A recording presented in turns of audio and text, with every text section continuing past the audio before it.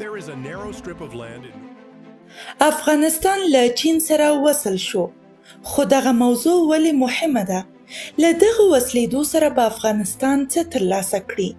او آیا رښتیا هم افغانستان به د سیمې پر څلورلارې بدل کړي؟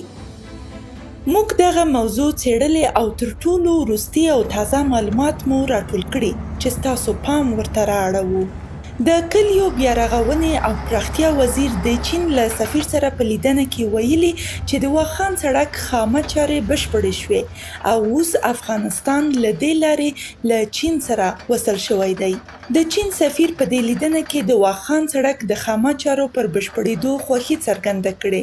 بل خوا د کلیو بیارغونې او پراختیا وزیر ملا عبداللطیف منصور ویلي افغانستان له خپلو ټولو ګاونډیو هیوادونو سره د ځمکې له لارې وصل دی، خو چین یوازینی هیواد و چې تر دې دمه یې د ځمکې لار نه ورسره درلوده. هغه ویلي له نیکه مرغه د واخان سړک خامه چارې بشپړې شوې، افغانستان له چین سره وصل شوی او پاتې چارې یې هم روانې دي. واخان د افغانستان یوازینی وچه لاره ده چې مستقیم چین سره نښلي. دغه اړیکه افغانستان ته فرصت ورکوي چې د نړۍ له دویم اقتصادي ځواکمن هیواد سره وصل شي. د 2026 کال د وروستیو راپورونو له مخې دغه سړک 120 کیلومتره اوږدوالی لري. د پروژې لومړی پړاو چې د بروغیل له سیمې تر بوزای ګنبده پورې غځېدلی شاوخوا 80% بشپړ شوی. دوهم پړاو چې له بوزای ګنبده د چین تر پولې رسیږي 94% یې چارې مخته تللي. دوهم پړاو چې له بوزای ګنبده د چین تر پولې رسیږي 94% یې چارې مخته تللي دي. چارواکي وایي چې د سړک ترڅنګ پلونه، استنادي دیوالونه او د اوبو ویالې هم جوړیږي. راپورونه ښیي چې د لومړي پړاو اوږدوالی نږدې 1 کیلومتره او د دوهم پړاو شاوخوا 50 کیلومتره دی. د جغل اچونې چارې تر ډیره پای ته رسیدلي، خو د پلونو جوړولو او نورو چارو کارونه یې لا روان دي. واخان له جغرافیایي پلوه ډیر مهم موقعیت لري، ځکه چې دغه سیمه د افغانستان ترڅنګ له چین، پاکستان او تاجکستان سره پوله لري، چې همدې ځانګړتیا دا سیمه د آسیا په کچه یوه مهمه نښلوونکې سیمه ګرځولې ده. د واخان تر ټولو مهمه نقطه واخجیر دره ده چې د افغانستان او چین ترمنځ یوازینی طبیعي لار ګڼل کیږي، خو د سختو غرونو، درنو واورو او لوړو ارتفاعاتو له امله تر اوسه هلته منظم سړک موجود نه و. له کلونو راهیسې افغانستان هڅه کوله چې له چین سره مستقیمه ځمکنۍ لار پیدا کړي. د پاکستان په بندرونو او ترانزیټي لارو د افغانستان ډیره تکیه تل د سیاسي فشارونو او اقتصادي ستونزو لامل کېده. همدې اړتیا د واخان سړک پروژه لا مهمه کړه. راځئ چې د واخان د جغرافیایي جوړښت په اړه هم وغږیږو.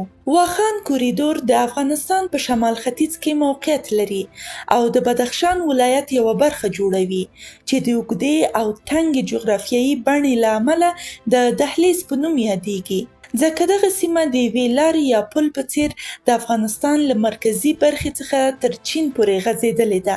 دغه دهلیز چې د بدخشان په لرې پرته سیمه کې موقعیت لري، د پامیر، هندوکش او قراقرم غرونه پکې سره یوځای کیږي. شاوخوا 350 کیلومتره اوږدوالی لري، خو پلنوالی یې په بیلابیلو برخو کې توپیر لري. ځینې سیمې یې یوازې شاوخوا 10 تر 15 کیلومتره پورې تنګې دي، خو په ځینو نورو برخو کې بیا تر 80 کیلومترو پورې پراخوالی لري. او افغانستان له چین سره د نږدې 4 کیلومتره پولې له لارې نښلوي. په 2010 زیږدیز کال کې د واخان ولسوالۍ نفوس تقریباً 12,000 تنو ته رسېده. د واخان په شمالي برخه کې چې د واخي او پامیري قومونه میشت دي، د پامیر په نوم هم یادیږي. دغه سیمه ځانګړې طبیعي ښکلا لري.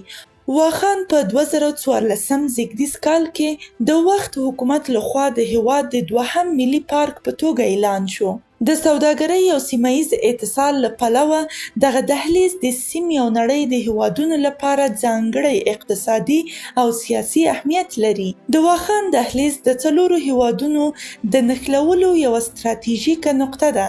که چیرې پر دې لاره د پرتو هیوادونو لخوا پر دغه دهلیز پانګونه وشي، نو ټول به ترې ګټه پورته کړي. واخان له یوې خوا تاجکستان، له بلې خوا پاکستان او ختیځ کې له چین سره نښلول شوی.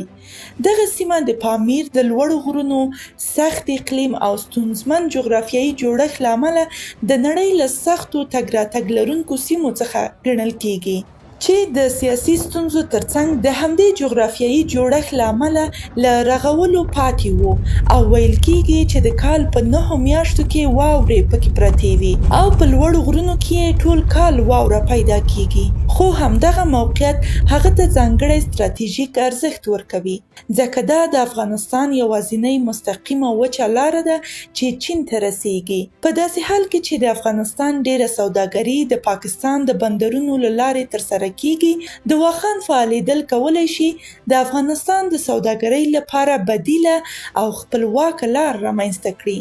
واخان یوازې یوه نوې اقتصادي پروژه نه ده، بلکې تاریخي ریښې لري. دغه سیمه د لرغونې ورېښمو لارې یوه برخه وه، هغه لاره چې پخوا یې چین له منځنۍ اسیا، افغانستان، ایران او اروپا سره نښلولو. سوداګر، عالمان، سیلانیان او کاروانونو به پر همدې لارې تګ راتګ کوه.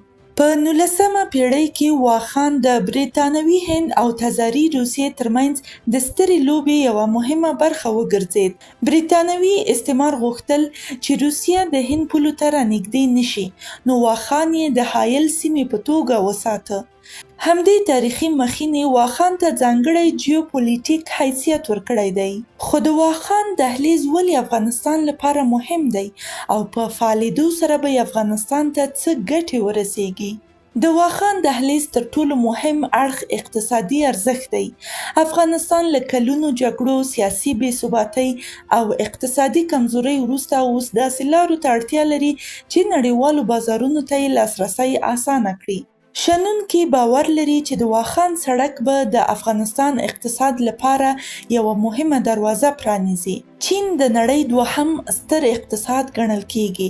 د دې لارې له فعالېدو وروسته به افغان سوداګر وکولی شي خپل صادرات په مستقیم ډول چین ته ولېږدوي. دغه راز تر دې وړاندې افغانستان ډیره سوداګري د کراچۍ او نورو پاکستاني بندرونو له لارې ترسره کوله. د واخان لار به افغانستان ته بدیله او خپلواکه ترانزیټي لاره برابره کړي. اقتصادي کارپوهان وایي که دغه لاره بشپړه فعاله شي، افغانستان به د منځنۍ اسیا، ختیځې اسیا او حتی اروپا د سوداګریزو شبکو برخه وګرځي. دغه پروژه د سیمې د لویو اقتصادي دهلیزونو یوه برخه ګڼل کیږي. واخان کولی شي افغانستان د منځنۍ اسیا، سویلي اسیا او ختیځې اسیا ترمنځ د اتصال په مهمې څلورلارې بدل کړي. دا به افغانستان د سیمې په جیوپولیټیکو معادلو کې مهم رول ته ورسوي. که واخان فعاله سوداګریزه لاره شي، افغانستان به یوازې مصرفي هیواد نه وي، بلکې د ترانزیټ او اتصال ستراتیژیک هیواد به وګرځي او د همدې او نورو اوسپنې پټلیو له لارې به د کال له 12 تر 18 میلیارده ډالر ترانزیټي عواید ترلاسه کړي. له همدې لارې سره به افغان سوداګر وکولی شي خپل محصولات لکه وچه میوه، زعفران، قیمتي ډبرې، غالۍ او نور توکي په کم لګښت تر نړیوالو او د چین تر بازارونو ورسوي او په لوړه بیه یې وپلوري. افغانستان د لیتیم، مس، سرو زرو او نورو نادره فلزاتو لویې زیرمې لري. د واخان له لارې به د دغو کانونو استخراج او لیږد اسانه شي. له دې لارې سره د سړکونو، تونلونو، پلونو او سوداګریزو مرکزونو په جوړولو سره به زرګونه خلکو ته د کار زمینه هم برابره شي او هم به په واخان کې سیاحت ته پراخه زمینه مساعده شي.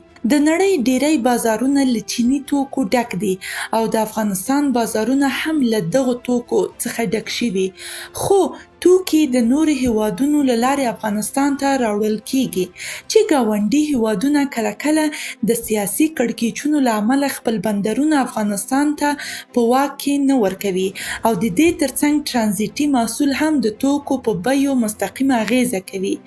نو که موږ له همدې لارې توکي افغانستان ته وارد کړو، هم به ارزانه تمام شي او هم به د نورو هیوادونو له اړتیاوو بېغمه شو او اقتصادي خپلواکي به مو پیاوړې شي. د واخان فعالیدل به د چین، منځنۍ اسیا او نورو هیوادونو پانګوال افغانستان ته راجلب کړي چې دا به صنعتي او اقتصادي پرمختګ ته لاره هواره کړي. واخان دهلیز د افغانستان لپاره د اقتصادي ودې، نړیوال اتصال او ستراتیژیک ارزښت یوه لویه دروازه ده. که دغه پروژه په سمه توګه مدیریت شي، افغانستان کولی شي له یوه جګړه ځپلي هیواد څخه د سیمې پر مهم اقتصادي او ترانزیټي مرکز بدل شي. د سیمې هیوادونه به هڅه کوي چې د دغه هیواد امنیت خوندي وساتي، ترڅو د دوی ګټې هم خوندي پاتې شي، چې له دې سره به نه یوازې افغانستان د ښې ورځې څښتن شي، بلکې سیمه او نړۍ به هم د دغه هیواد د مهمو ترانزیټي لارو له ګټو برخمنه شي. دا هم له هیچا پټه نه ده چې د اسیا او ختیځې اروپا د هیوادونو د ترانزیټي مرکز په توګه د افغانستان واقع کېدل به د امنیتي وضعیت په ښه کېدو کې مرسته وکړي، چې دغه مسله به هم زموږ د هیواد لپاره لویه لاسته راوړنه وي. په همدې حال کې له چین سره مستقیم اتصال زموږ لپاره ځانګړی اقتصادي اهمیت لري، ځکه چین له یوې خوا د یوه صنعتي هیواد په توګه د خپل صنعت د جریان لپاره د منرالونو لویو کانونو ته اړتیا لري، او له بلې خوا د خپلو 1.4 میلیارده وګړو د خوراکي توکو چمتو کولو لپاره کرنیزو محصولاتو ته اړتیا لري. که د افغانستان د واخان دهلیز له چین سره په بشپړه توګه فعال شي، هیڅ توجیه نشته چې چین د دغو اړتیاو د پوره کولو لپاره له افغانستان پرته بل بدیل غوره کړي. د واخان لارې ته کافي نه پاملرنه نه یوازې دا چې له هیواد څخه ځانګړی اقتصادي فرصت له منځه وړي، بلکې د هیواد سیاسي حیثیت او فرهنګي او تاریخي وقار ته نه جبرانېدونکي زیان واردوي. اوس راځو دې ته چې د دغه دهلیز په فعالېدو کې د چین او سیمې رول څه دی او هغوی به له دې لارې څه ترلاسه کړي. واخان د چین، روسیې، هند، پاکستان او لویدیځو هیوادونو لپاره مهم ستراتیژیک ارزښت لري، ځکه دغه سیمه د اسیا د لویو اقتصادي دهلیزونو او نفوذ ساحو ترمنځ موقعیت لري. چین هڅه کوي چې د خپل نړیوال اقتصادي پلان د یو کمربند یوې لارې پروژې له لارې اسیا، اروپا او افریقا سره وصل شي. واخان کولی شي د همدې سترې پروژې مهمه برخه وګرځي. پاکستان هم غواړي د همدې لارې په وسیله منځنۍ اسیا ته لاسرسی پیدا کړي. په مقابل کې هند د چین او پاکستان د نفوذ له زیاتېدو اندېښمن دی. له همدې امله واخان د سیمه ییزو قدرتونو د سیالۍ ډګر هم ګڼل کیږي. د واخان دهلیز په پرانیستلو سره به په سیمه کې پر اقتصادي او سیاسي برخه کې د همکاریو نوی باب پرانیستل شي.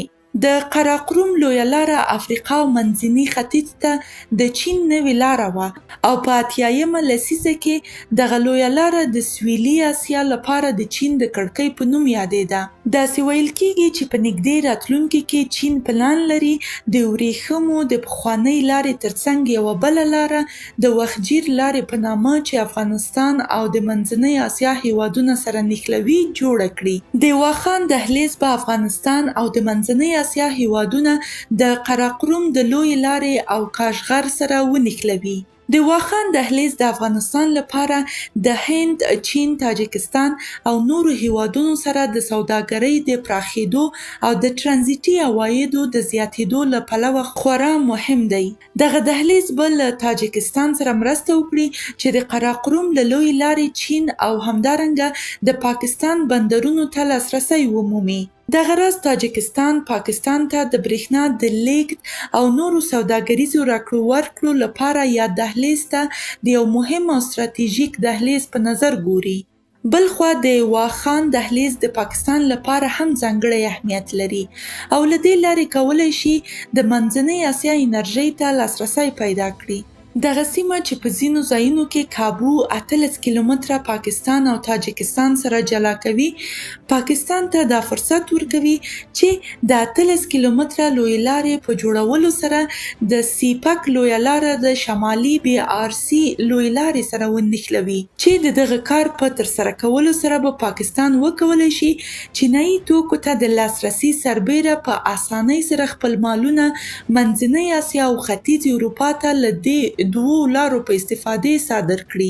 د سیمې هیوادونه هڅه کوي چې د واخان له لارې د اوسپنې پټلۍ په وسیله له چین سره وصل شي، ترڅو په کم وخت او کم لګښت له چین څخه توکي ترلاسه کړي او هم اروپا، امریکا او لویدیځو هیوادونو ته په همدې هیوادونو تیریدونکو ترانزیتي توکو څخه عواید ترلاسه کړي. خو سره له دې چې واخان لوی اقتصادي فرصتونه لري، ګڼې ستونزې هم ورسره مل دي.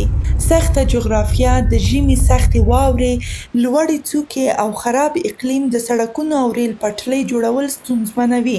دغه راز د تونلونو، پلونو او لویو لارو جوړول میلیاردونه ډالر پانګونې ته اړتیا لري. که دغه پروژه په بریالیتوب بشپړه شي، افغانستان به د سیمې د ترانزیت مهم مرکز شي. نړیوالو بازارونو ته به لاسرسی ومومي، بهرني پانګوال به جذب کړي او د خلکو لپاره به کاري فرصتونه رامنځته شي. خو د دې لپاره امنیت، سیاسي ثبات، سیمه‌ییزه همغږي او نړیواله پانګونه ضروري ده.